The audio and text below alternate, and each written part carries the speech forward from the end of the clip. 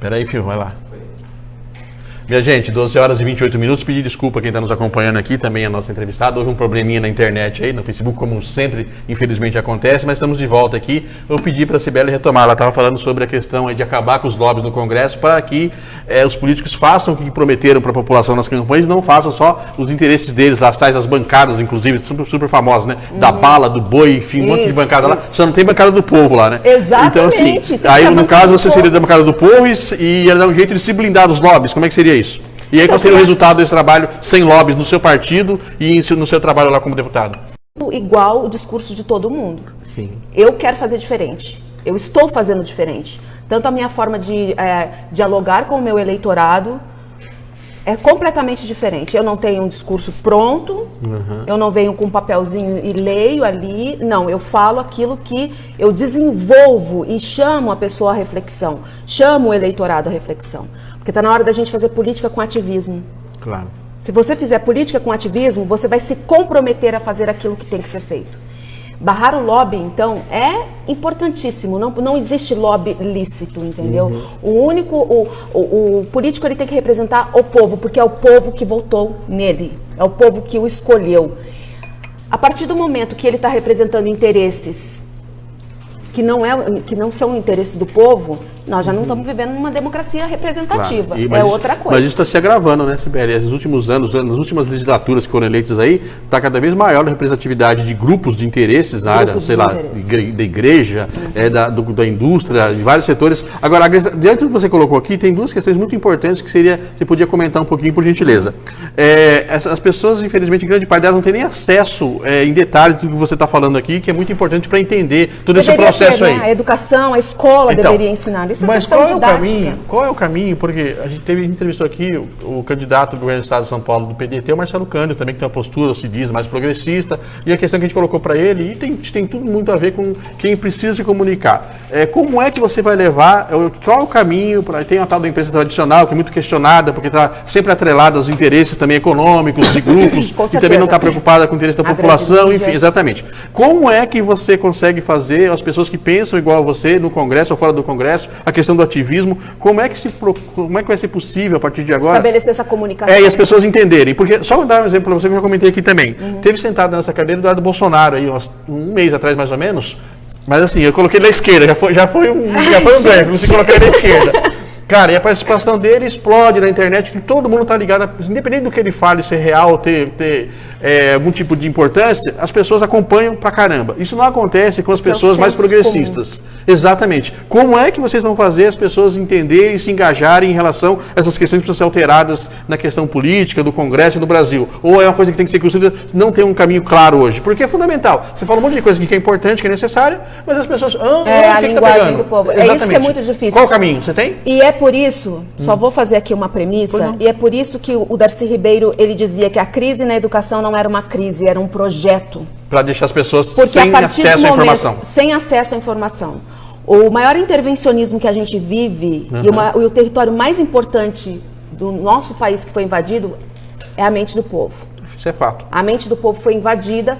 O povo, infelizmente, eu não estou fazendo uma crítica, eu não estou assim, não é uma crítica pejorativa, mas infelizmente o povo é ignorante, infelizmente, porque o sistema educacional não para torná-lo sem noção. Isso que eu estou falando para vocês, a escola, o professor deveria estar falando. O professor deveria ensinar sobre economia, sobre história, e agora eles querem ainda a escola sem partido, que é para estupidificar de vez o aluno. E aí, a partir do momento que você você barra a capacidade do povo de pensar, ele não vai entender o que eu estou falando, ele vai entender o que o filho do Bolsonaro, o Bolsonaro, fala que é senso comum. Exato. E são coisas, assim, extremamente fora da realidade, entendeu? Fala coisas que você fica... que é todos os interesses deles e do grupo deles, né? Do grupo deles, né? Como reverter esse processo? Ou não tem uma solução assim, dá pra reverter, construção? Sim. Primeiro, dá para reverter para a gente fazer projetos que mexam na educação, que mexam na forma como hoje a educação é feita no Brasil, construção de mais escolas, mas nós temos hoje um instrumento de comunicação muito grande, que é a internet. Mas ela tá, em grandes partes, Bela, ela não está piorando as coisas? Não tem dois exércitos de loucos aí nas redes sociais se atacando, se matando? Ou... Essa polarização está muito na rede social. Exatamente. Só que muita coisa, muito discurso de ódio já existia. Só que existia e não estava na vitrine, porque a internet é uma vitrine. Mas também dá voz para as pessoas. Mas também você pode passar a sua mensagem. É lógico que a grande mídia ainda é hegemônica, né? Ela tem o poder de comunicação muito grande, mas a internet é disruptiva. Você está sentindo isso em relação a você? Você é bem ativa na rede social, né? Como é que você sente isso? Eu tenho Dá para sair desse debate raso, de esquerda, de direita, de Bolsonaro, de Lula, de Mortadela? A gente está mudando isso. Tem um ditado que diz que a hora mais escura é antes do sol antes do amanhecer, né? E é o que nós estamos vivendo. Nós estamos vivendo uma hora muito escura. Vai clarear, na tua avaliação. Vai clarear, entendeu? Eu penso assim. A gente tem que ser otimista, mas e não é só uma questão de otimismo, não. É uma questão de leitura da própria história. É sempre assim. Perfeito. Então, o que parece ser o fim, na verdade, é porque está parece que não tem solução, né? Parece que não tem solução. A própria grande mídia está perdendo seu espaço, ela está indo para a internet também. Só que a internet dá voz para pessoas como Cibele Laura, entendeu? Que chega e fala coisas que são tabus. E como é que as pessoas recebem o que você tem falado? Ah, essa menina é louca, é de esquerda? Não, tem gente que é o senso comum, comunista. Então como é que faz? Né? Você ignora, deixa pra lá, tenta convencer? Não, você chama pro debate. Você explica. Por quê? O comunismo está dominando o mundo. Peraí, quem está dominando? Os Illuminati. Os Illuminati são quem? Rothschild, Rockefeller. Rothschild e Rockefeller, gente, eles são capitalistas. O modo como eles acumulam o capital é dentro da estrutura capitalista. O comunismo é outro tipo, é outra coisa, entendeu? É que as pessoas não sabem o que é o comunismo e aí vê comunismo em tudo. E essa produção de, vamos criar um fantasma, inclusive, eu recomendo que as pessoas leiam mais livros e leiam George Orwell, 1984, que lá eles criam também um personagem, né, que tem até os minutos de ódio, o Goldenstein, e todo mundo fica odiando ali aquele personagem que nem não fica claro se existiu, se existe, enquanto o partido domina a mente das pessoas. Aquele romance tem, embora seja um romance distópico, né, ele faz muito jus à realidade. Ele está muito ligado com o que nós estamos vivendo. Então, você pode chamar as pessoas... Eu só estou sentada aqui conversando com você e falando essas coisas, tendo espaço para falar certos tabus, por causa da internet. Porque a grande mídia não iria me dar espaço para falar essas coisas. Porque a grande mídia tem interesses... A grande mídia é manipulada, ela é financiada. Interesse de mercado, de um monte de grande gente. Capital, e manter muitas coisas do jeito que estão, né? As pessoas sem pensar, sem questionar, sem criticar, tá tudo bem, vai no raso, no superficial, na novela, no futebol, e tá tudo certo. Acho que esse processo vai ser alterado. Não vai demorar muito ou você não tem essa preocupação? Daqui, sei lá, 2, 3 gerações, você pretende ver isso acontecendo? São processos históricos, né? Nós estamos falando de processos históricos. E nós estamos vivendo um processo histórico também. Então, a gente não pode contar com imediatismo. Quem fala de imediatismo é Bolsonaro, que fala que vai resolver na bala. Armar. Isso daí o povo está oprimido, entendeu? O povo está com medo, o povo não tem segurança. O povo tem medo da polícia e tem medo do bandido. E aí ele acha que com uma arma na mão ele vai poder se defender. Só que você imagina... Todo mundo armado, todo mundo com medo. Você imagina o caos que é. Então as pessoas... Mas não vai dar solução fácil, né? Não vai ser. Eu acredito que essa figura do Bolsonaro que foi construída, inclusive, foi construída por esses que as pessoas dizem que são os comunistas, os Illuminati. O Bolsonaro já foi pedir... Já vai bater continência para eles. Tem um vídeo do Cabo Daciolo, que ele parece doido, o Cabo Daciolo, mas ele não é muito doido, não. Ele fala umas coisas interessantes.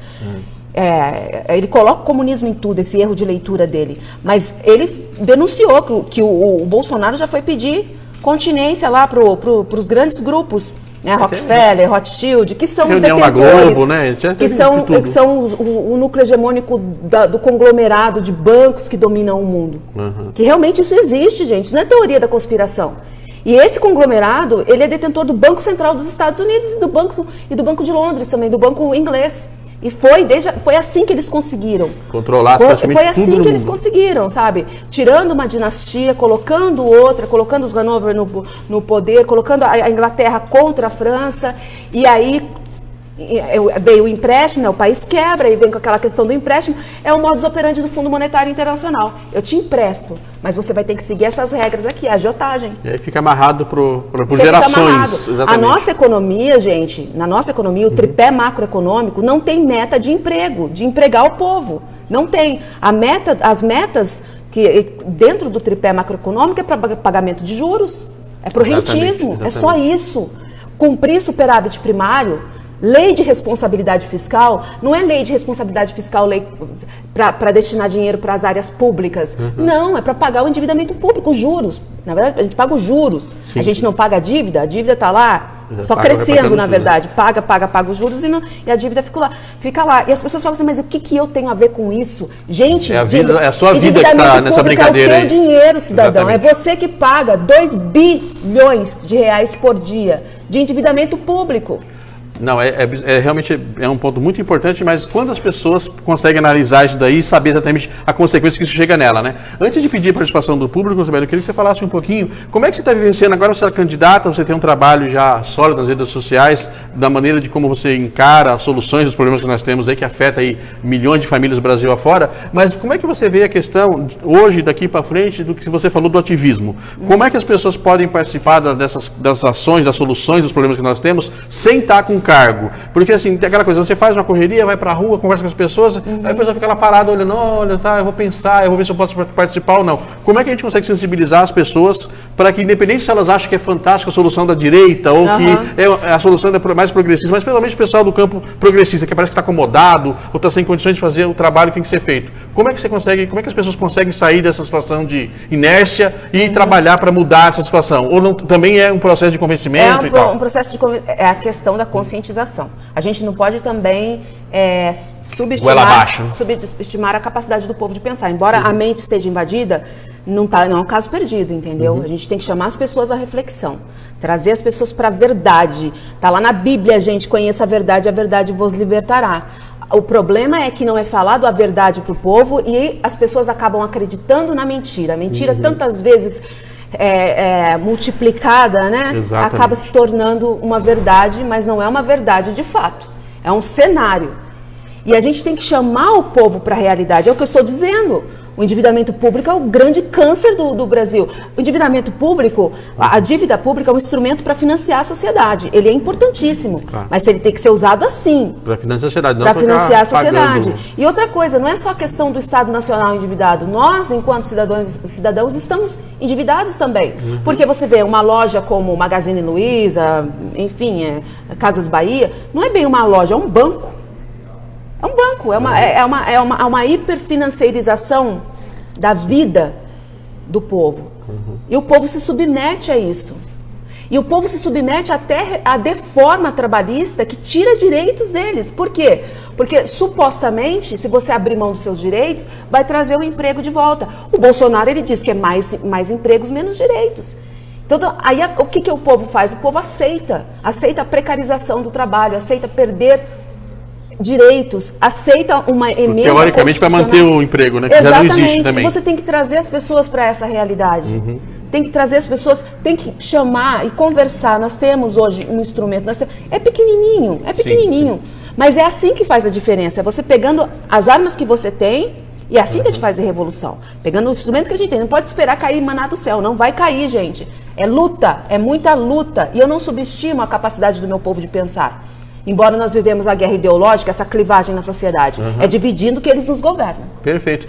Agora, qual que é a diferença para as pessoas entenderem e complementar as perguntas dela? Qual a diferença tua, se é que é possível estabelecer isso é interessante ou não para o público, Sibeli, entre você e os candidatos que nós temos, especialmente em Mogi, que a gente citou aqui no começo. Nós temos lá só 3 nomes já bastante conhecidos que acreditam que já estão praticamente eleitos, Jun Giab, Marco Bertaioli, Chico Bezerra, e tem mais outros nomes lá que estão participando do processo. Qual a grande diferença? Você pode pontuar isso? Eu sou ficha limpa, eu sou jovem, eu sou mais progressista. Como é que as pessoas conseguem diferenciar a tua candidatura da dos demais, seja em Mogi ou aqui na região do Alto Tietê?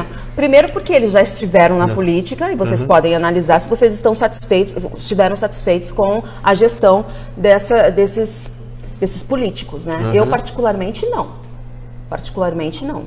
Inclusive eu estive nas manifestações de 2013, né? Na época eu não tinha a crítica que eu tenho hoje, eu realmente achava que era uma espontaneidade, tá? Hoje eu tenho uma outra visão por ter lido algumas coisas, por ter visto. Mas eu participei e não me arrependo. E era assim, unânime, uníssono, que todo mundo estava insatisfeito com a gestão do Bertaioli em Mogi das Cruzes. É lógico que ali todo mundo estava insatisfeito com tudo, mas realmente não foi uma gestão maravilhosa. O Jundiaí fez aí algumas mudanças, né? Instituiu, colocou, criou o Pró-Mulher, o Pró-Criança. E já na gestão do Bertaioli, eu senti, eu tô falando, eu enquanto cidadã mogiana, eu senti que foi declinando. Eu estava grávida na época que o Pró-Mulher foi criado e eu fui assim, beneficiada mesmo. O que é certo, gente. Que a gente tem que falar a verdade. Embora eu não tenha alinhamento ideológico com o Jundiaí, e ele teve envolvido com esquema de corrupção e foi até condenado, etc. e tal, eu estou dizendo aquilo como cidadã. Não estou dizendo como candidata, estou dizendo como cidadã. Eu estava grávida de gêmeos, gravidez de risco, pré-eclâmpsia, sabe? Pressão alta, e eu fui beneficiada com o Pró-Mulher. E peguei também o Pró-Criança, meus filhos, né, nasceram, graças a Deus, com saúde. Mas eu vi que essas políticas foram declinando. O Bertaioli não conseguiu manter. Por exemplo, a escola integral também.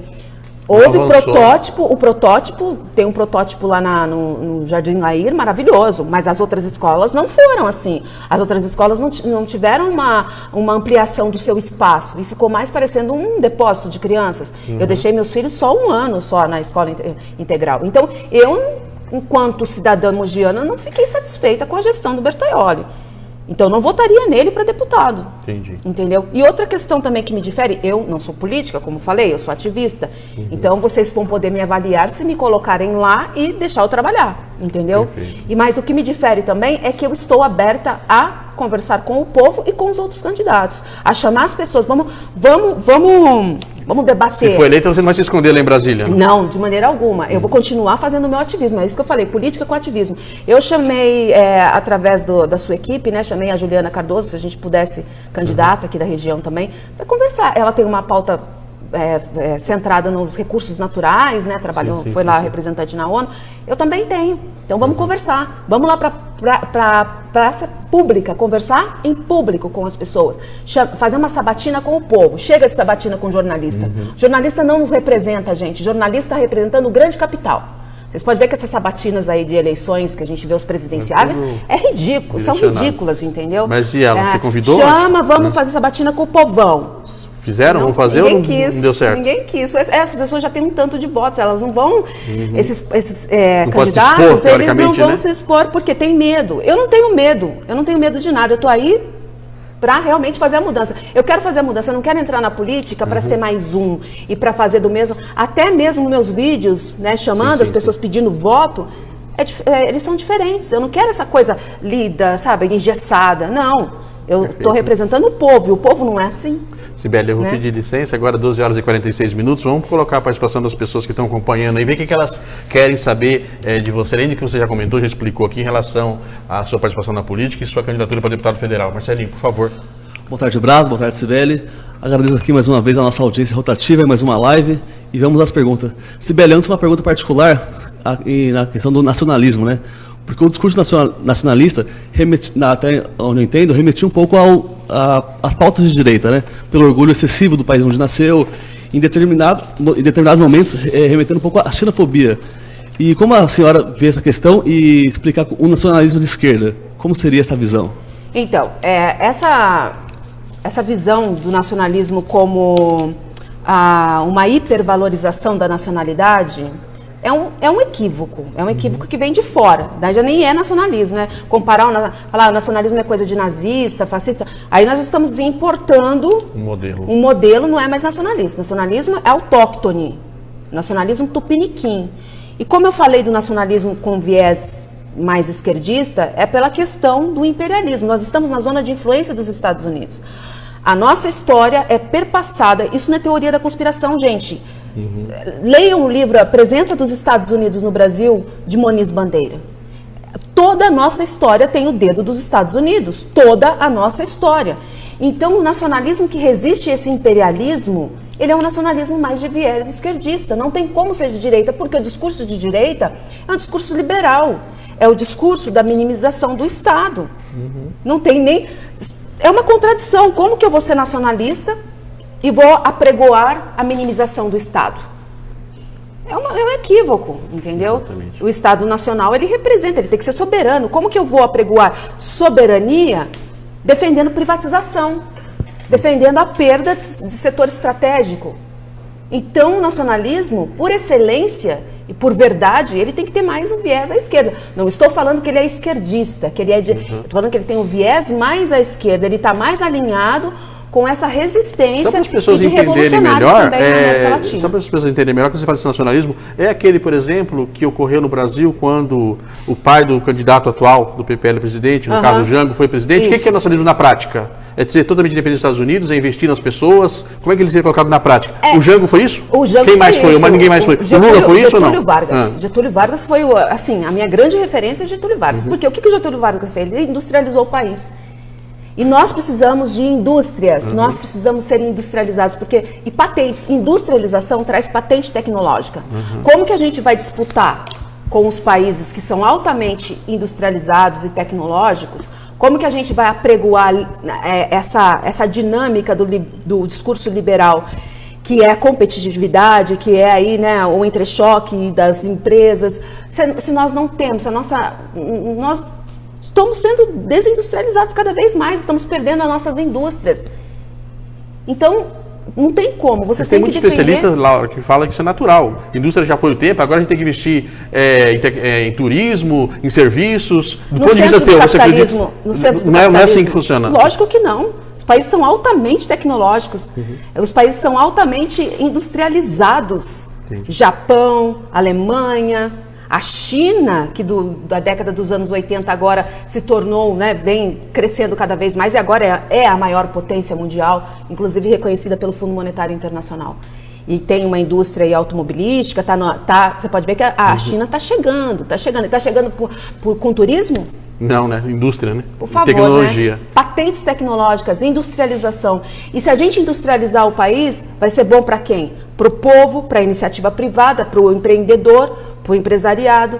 Mas vai ser ruim para o rentista, né? Vai ser ruim para o rentista. Mas a questão do rentismo no Brasil, por que eles fomentam o rentismo no Brasil? Justamente porque para fazer com que a burguesia não faça a revolução, que a burguesia não tenha vínculo real com a produção, com o desenvolvimento, porque ela fica ali especulando com os títulos da dívida pública, etc. E tal. Não precisa produzir. Você pode ver que a nossa burguesia ela é completamente voltada aos interesses dos estrangeiros, não é voltado para o interesse do povo do Brasil. O Brasil é o povo, gente. Quando eu falo Brasil, defender o Estado soberano, estou defendendo a soberania do povo. Não há soberania social sem soberania nacional. Não há. Perfeito. Não tem como. Vamos lá, Marcelinho. Sibeli, o Luciano Amaral, desculpa, Matheus, ele pergunta ali, afirma, né? Você acredita que o brasileiro será livre do Império Americano e livre para ser independente, uma vez que ele adora os recursos vindo dos Estados Unidos, as modas, tudo que os americanos ditam para nós? É a invasão ideológica que a gente sofre através de Hollywood. Gente, eu não vou dizer para vocês que, nossa, estou incólume a isso. Não, eu fui construída como cidadã, como pessoa, com essa invasão ideológica. Eu assisto o filme de Hollywood, o meu escritor preferido, um dos meus escritores preferidos contemporâneo é o Thomas Harris, que criou o Hannibal, né? Ele é estadunidense. Eu falo estadunidense, gente, porque eles são americanos, mas nós também somos.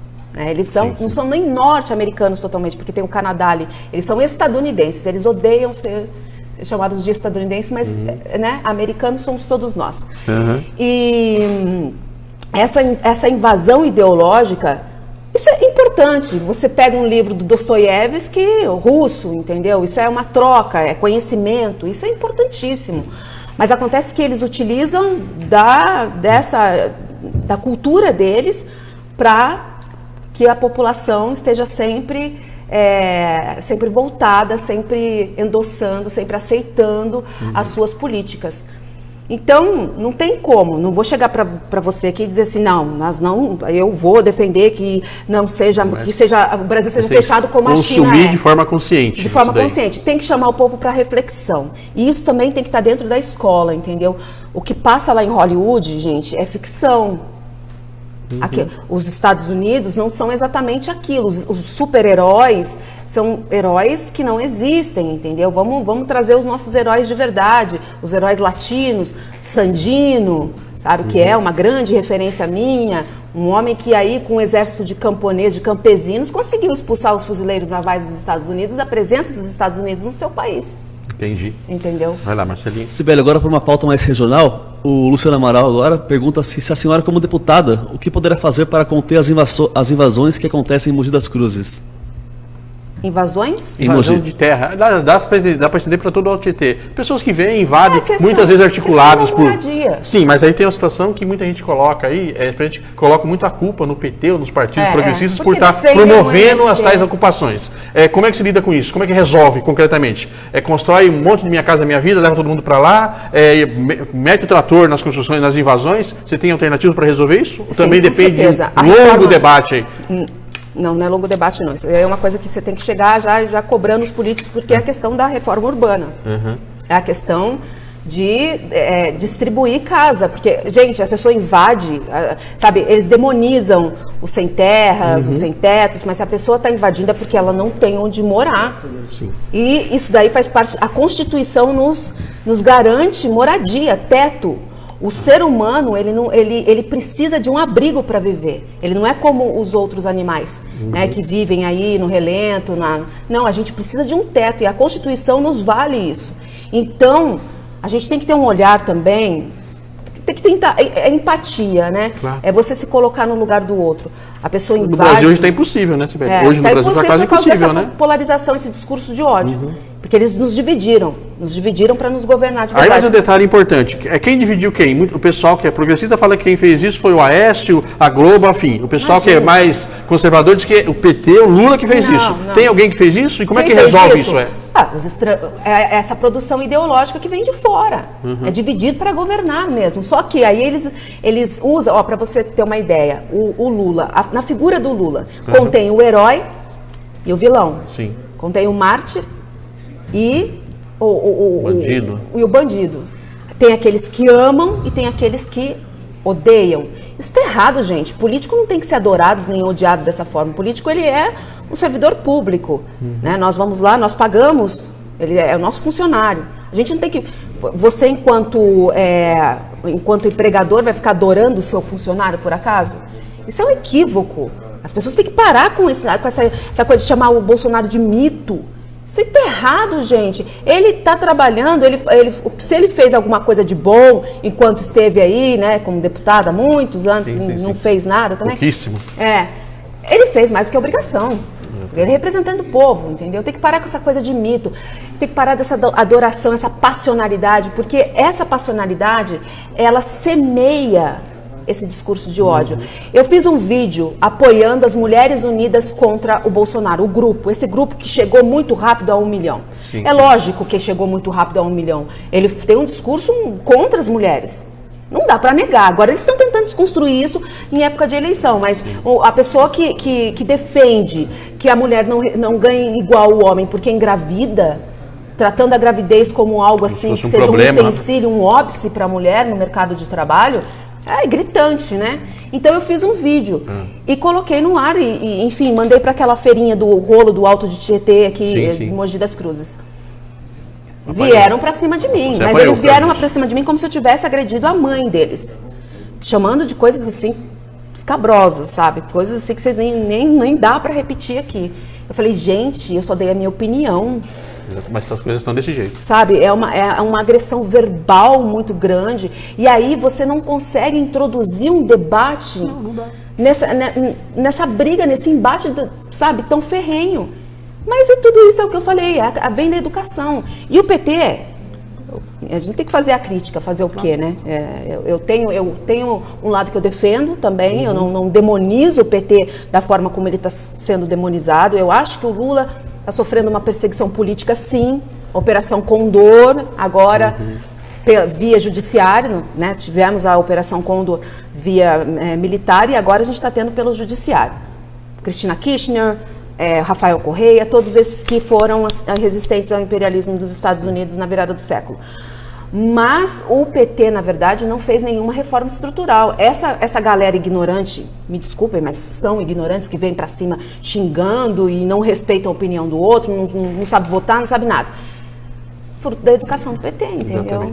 Quem que educou essa gente? Ele teve a oportunidade de mudar o processo da educação, da comunicação. Com certeza. Não quis ou não conseguiu. Fazer reformas institucionais. Não adianta fazer paliativos, porque o PT pegou uma época que o boom das commodities, né? A China crescendo, comprando, então tinha dinheiro e tinha maioria no Congresso para fazer muita coisa que não fez. Deixa eu aproveitar só um detalhe aqui, você falou algumas vezes já sobre a questão da intervenção dos Estados Unidos, dentro dessa resposta que você está dando aí para o nosso internauta, você acredita de alguma maneira, é possível comprovar ou todo mundo vai continuar falando que é conspiração, teoria da conspiração? Essa história de que o Moro teria sido treinado pela CIA para fazer essa lambança lá, muita gente vai xingar aí, né? Mas enfim, essa lambança que ele está fazendo lá na Operação Lava Jato. Você acredita nisso ou isso também é conspiração, não tem como comprovar? Não é conspiração, porque o Wikileaks denunciou, né? O Wikileaks denunciou, o Serviço Secreto Russo teria deixado, dito para Dilma, indicado, orientado ao governo de Dilma Rousseff de que da espionagem. A Petrobras foi espionada sim pela NSA. A Dilma Rousseff foi espionada, sim pela... Então, isso não é teoria da conspiração, gente. É fato. E a Operação Lava Jato, então, recebeu um material dessas espionagens, por isso que o Moro tinha tantas informações. Agora, vamos chamar a galera para a realidade. Um dos condenados da Operação Lava Jato foi o físico nuclear Otton Luiz Pinheiro, o pai do programa nuclear brasileiro. Uma das condenações envolvia lá a construção de Angra 3, enquanto ele foi presidente da Eletronuclear, tudo. E ele mesmo denunciou que a sua condenação servia aos interesses dos estrangeiros. Porque eles não querem que a gente tenha tecnologia, eles não querem que o nosso programa nuclear aí, que todos os países desenvolvidos têm, a gente não pode ter, entendeu? E ele foi preso com provas muito frágeis, entrou em depressão, tentou suicídio, depois foi solto. Mas ele foi solto depois já está destruído, já está inválido, entendeu? Para continuar o seu trabalho. A questão da Odebrecht também. Tem que se punir o corrupto, não a empresa. A Odebrecht é uma empresa importantíssima, com presença... É a história que você falou no começo da vaca e do carrapato, né? Da vaca e do carrapato. A Odebrecht Defesa e Tecnologia, setor estratégico, gente. Iniciativa privada e iniciativa estatal. O setor da Odebrecht, que é defesa e tecnologia, foi desmantelado. A Mectron foi vendida para uma empresa israelense. E agora essa empresa de Israel está presente nesse espaço que a Odebrecht já não está mais participando. Foi retirada. É uma empresa estrangeira que está aí com tecnologia militar que era desenvolvida por empresa nacional. Tecnologia de comunicação. Perfeito. O próprio projeto ProSub, de desenvolver o submarino nuclear para tomar conta do nosso pré-sal. Gente, quando o Lula, lá no governo Lula, que foi descoberto o pré-sal, o que os Estados Unidos fizeram no dia seguinte? Reativaram a quarta frota. Porque eles precisam dos recursos naturais. É política de estratégia nacional, de segurança nacional.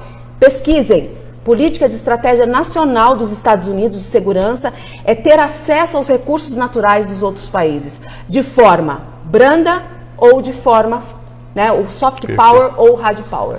Eles precisam para dar o bem-estar para a sua população, para dar... Isso daí está ligado à questão do bem-estar social. Eles têm o bem-estar social maior. Não abre mão do bem-estar social deles. Porque eles utilizam dos nossos recursos. Dane-se o nosso bem-estar aqui, Dane-se. Marcelinho, manda ver aí. Foi informações bem importantes que ela acabou de transmitir aqui agora. Vamos ver o que as pessoas querem saber mais da nossa convidada. Exato, vou encerrar minha participação aqui. Queria que a senhora comentasse a diferença de patriotismo e nacionalismo e quantos votos a senhora acha que precisa para ser eleita nessa eleição. Olha só, a diferença entre patriotismo e nacionalismo é que o patriotismo ele fica mais numa questão ideológica, de amor à pátria, de essa hipervalorização da nacionalidade. O nacionalismo ele é pragmático. Eu não faço coro aí a essa adoração exacerbada do Brasil ou de ser brasileira, não. Pelo contrário. É a realidade, né? É a realidade política para melhorar o povo. Vamos parar de romantismo. É pragmatismo para melhorar a vida do povo. Perfeito. Entendeu? Para melhorar a vida do povo. E essa é a diferença. O Bolsonaro se diz patriota, mas foi lá e bateu continência para a bandeira dos Estados Unidos, que é o país mais intervencionista do mundo. Isso é realidade, gente. Estuda. Os Estados Unidos é o país mais intervencionista do mundo. Perfeito. Entendeu? Olha, eu quero agradecer... Tem mais? É a questão dos então, votos. a questão dos votos é complicado, porque eu estou num partido pequeno e eu preciso também dos Você votos. Está coligado? do Como é que partido. tá sendo? Como é que vai funcionar Sim, essa tem questão de vocês? coligação com o partido do Márcio França, né? Mas mesmo assim não chega a ser, né? Entendi. É muito incipiente. Então, eu não estou muito preocupada, vou ser sincera com vocês, dessa questão de voto. Eu me preocupo mais com a comunicação, eu quero chamar as pessoas para a realidade. E aí as pessoas vão votar em mim, Sim. vão votar em mim por essa consciência, vão votar conscientes. Eu não quero que a pessoa vote em mim só porque, eu vou votar nela porque, sei lá, ela fala bem, ou porque ela, de repente ela é bonitinha, vou votar nela. Não, tem que votar porque se conscientizou, porque se despertou, porque falou, nossa, ela falou uma coisa que é verdade, eu pesquisei e ela vai me representar lá, e etc e tal. É lógico que eu preciso de voto para estar lá. Mas só para ter uma referência, por exemplo, tem gente que entra no partido do Tiririca porque acha que ele vai puxar um monte de voto e entra com 30 mil. Se tiver 35, 40 mil votos, você consegue chegar lá? Pelas estimativas de momento ou não? É a questão do meu partido, porque Depende. também conto com os votos do meu partido. Seu partido. Né? Perfeito. Então, olha, agradecer então a participação do público e do Marcelinho. por isso, votem 54. Eu vou, agora é 13 horas e 4 minutos, nosso horário está avançando rapidamente, mas eu queria que você falasse um pouquinho, até já pensando nas considerações finais, Sibeli. Você falou que tem 2 filhos, quantos filhos você tem? Eu tenho 2 gêmeos. 2 gêmeos. Mãe de gêmeos. Tá. E não quis mais. Como é que você imagina, pela sua trajetória, pelos caminhos que você está escolhendo, dessa questão do ativismo político, de ser candidata, você consegue se imaginar nesse trabalho, onde ele vai dar, seja para você ou para a sociedade, por exemplo, vai daqui a 10 anos, ou você faz um dia de cada vez, onde que vai chegar, onde é que você acha que seria interessante chegar o que você está fazendo aqui em Mogi, na região do Alto Tietê, incluindo a sua candidatura? A luta, né? A luta é dia a dia. Sim. A luta é o hoje, né? Tá na Bíblia, inclusive, que o passarinho ele não se preocupa com, né? Com o que ele vai comer amanhã. Com o que ele vai comer amanhã. É lógico que a gente tem que criar elementos, conteúdo para visando o futuro, né? Visando o país que eu vou deixar para os meus filhos. Inclusive... Muita gente fala disso. Você tem essa preocupação concreta ou não? Com certeza. Tem gente que, porque estou preocupado com o país com o país que eu estou deixando para o futuro. Tem essa preocupação de maneira concreta? Com certeza. Por isso que você está na luta? Eu estou na luta, eu aceitei entrar para a política porque eu não queria, tentar, né, me candidatar, eu não queria. Os meus seguidores falaram, não, entra que você vai... Né, você vai nos ajudar, tal. Tive uma resistência, mas se eu não entrar com essa pauta e não representar tudo aquilo que eu desenvolvi aqui, que eu conversei com você, Sim. outro vai entrar e vai representar uma antítese. Do jeito que ele acha que tem que ser, exatamente. Mas eu costumo dizer que meu ativismo, e se eu for eleita, é a extensão da maternidade. Porque a gente acha que trabalhando muito, pagando escola para os nossos filhos, pagando aí saúde privada, dando um conforto, uma casa boa, dando segurança, a gente está fazendo a parte como pai, como mãe e acabou. Mas eles vão para a sociedade, eles vão contar com outros profissionais, eles vão para as mãos de profissionais, eles vão precisar de dentista, eles vão precisar de técnico de enfermagem, de mecânicos, enfim, a sociedade, nós somos sócios na sociedade. Sociedade, de sócios. Eu preciso de você, você precisa de mim. E a gente vai soltar os filhos na sociedade, não tem como. E se essa sociedade estiver arruinada, se o país é a nossa casa. Claro. Sabe? É a casa dos nossos filhos. Se a gente não se preocupar com isso, se a gente ficar só com a preocupação do portão para dentro, a gente não vai avançar nunca, sabe? A minha casa tem que estar linda, maravilhosa, mas a minha calçada não... Exatamente. Eu varro, né? Mas a minha rua, aí eu vou lá e jogo lixo na rua. Eu vou lá e jogo lixo no rio, entupo, né? Entendi. Então tem que ter uma consciência mais amplo esse processo, não é só colocado em escola particular e está resolvido, né? Exatamente. Ele vai ter que e é um processo conviver. De conscientização. É como eu falei, eu não subestimo a capacidade do meu povo de realmente acordar, despertar para a realidade. Eu acho que vai chegar esse dia, eu acredito que vai chegar o dia que o povo vai ser consciente e o povo vai pressionar, o povo vai parar com essa adoração a políticos, a gente vai ter a consciência que nós somos irmãos, nós somos todos brasileiros, nós todos precisamos com os mesmos um do direitos outro. e deveres. Se você estiver bem, eu vou estar bem também. Se ela estiver bem, se meu vizinho estiver bem. Para essa disputa, sabe? Essa coisa que é introduzido na cabeça das pessoas com esse viés liberal, entendeu? Eu faço muito, eu corro atrás, o outro que se dane. É a meritocracia. E não é assim. Não é assim. Nós somos sócios na sociedade. Essa ideia de meritocracia, eu vou trabalhar, eu vou fazer isso, e o resto que se dane, isso é um equívoco, gente. É o que está arruinando aí o nosso país, arruinando a sociedade. Perfeito a sua colocação. Para concluir, eu queria que você fizesse um comentário para quem está já pensando já em 2020. Eventualmente, se alguém puder falar assim, você está sendo candidata a deputada para poder se preparar para a eleição de vereador em Mogi, ou já está pensando em ser prefeita. Você tem esse pensamento? É natural isso? Está focado 100% de ser representante no Congresso, eventualmente lá na frente, na Assembleia Legislativa do Estado de São Paulo, ou faz parte do seu processo aí, do seu trabalho, sua trajetória, atualmente só tem uma única vereadora na Câmara de Mogi, né?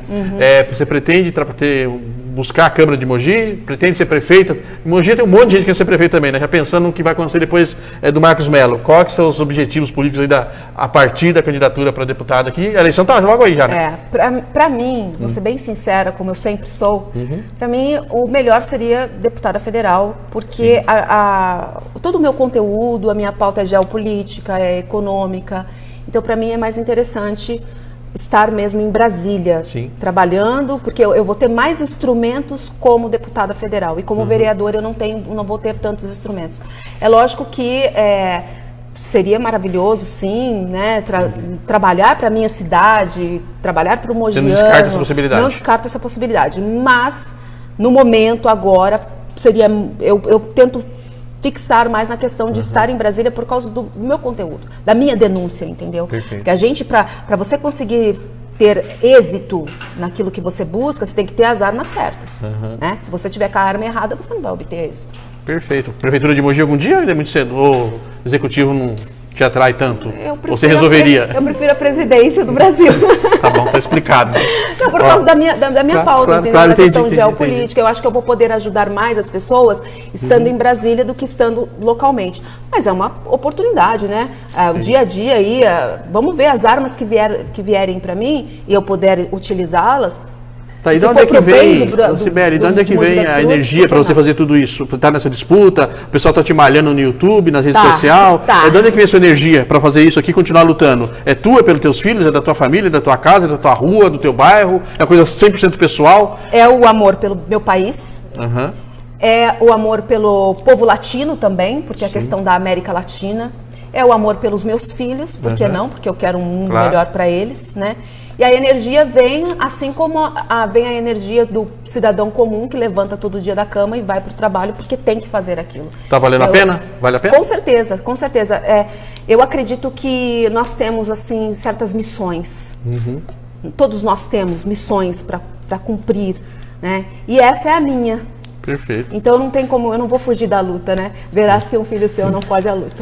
Perfeito. Olha, eu quero agradecer, são 13 horas e 11 minutos, conversamos aqui com a Cibele. Laura, ela é candidata a deputada federal pelo PPL, Mogi das Cruzes. Agradecer ao nosso público que mais uma vez participou, mandando perguntas aí, fazendo questionamentos. Aí a nossa equipe aqui do jornal que mais uma vez colocou o programa no ar. Desejar sucesso para a nossa candidata aí nessa luta. Vai enfrentar lá uns leões da política de Mogi, né? Vamos ver como é que vai se sair na votação. E daqui para frente, como é que vai ser a sua trajetória. Nós estamos acompanhando. Deixa eu comentar contigo. Se tiver gente com condições de querer debater contigo, considerado da direita, sem problema, eu vou procurar alguém para trocar uma ideia contigo aí daqui a eleição, para ver como é que as pessoas... E na verdade não é nem criar, incentivar ódio, mas é que as pessoas possam entender claramente quais são os caminhos de cada um e como é que elas podem... É para debater ideias, propostas, briga já tem demais na rede social, briga rasa que não resolve nada para ninguém, só está complicando ainda mais. Então já fica aqui, nós vamos tentar produzir esse debate que traga informação e conteúdo para as pessoas. Sucesso de novo. Obrigado a todos aí, gente. Boa tarde. Obrigada, até o próximo programa. gente. Sucesso. Abração.